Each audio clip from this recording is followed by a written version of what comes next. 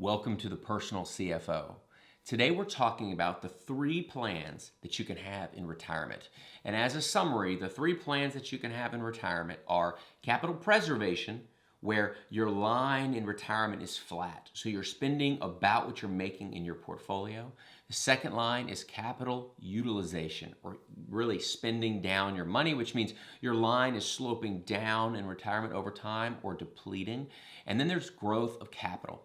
And today, that's the line that we're going to focus on in retirement. We're going to talk about who that might be right for and some of the discussions you may want to have or some of the things you want to think about or pitfalls around this upward sloping line. And you might be thinking, how could there possibly be a pitfall from my assets growing over time? We're going to get into that. So who might this be right for? Well, this might be right for somebody that says, you know what, I've never really spent much money on a monthly basis, on an annual basis, and I really don't get that much joy from, spending it or doing things. For some people, it's just a point of stress, spending money, period. They may not have any big travel plans, and they may have, whether it's big charitable plans or want to do a lot for their kids or grandkids. So if you want to leave a lot of money to someone else, whether that be church, charity, family, this could be a plan that is appropriate for you. Now, what is the trick here? Why wouldn't everybody just choose the upward sloping plan?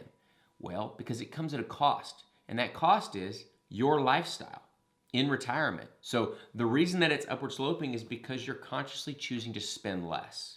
And another way of saying that is you're consciously choosing to not do some things like travel or take vacation with family or do whatever and let that money in the portfolio keep working.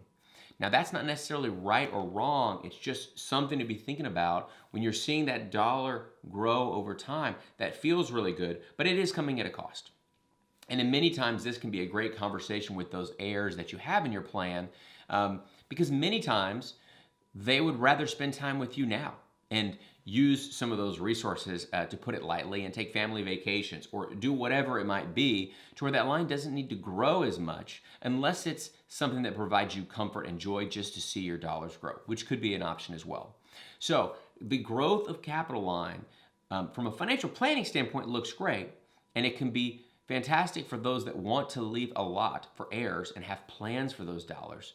But always remember that that growth line comes at the expense and comes at the cost of you sacrificing or not doing the things that you may want to do during your retirement. I hope this was helpful. And as always, thanks for investing your time at the Personal CFO.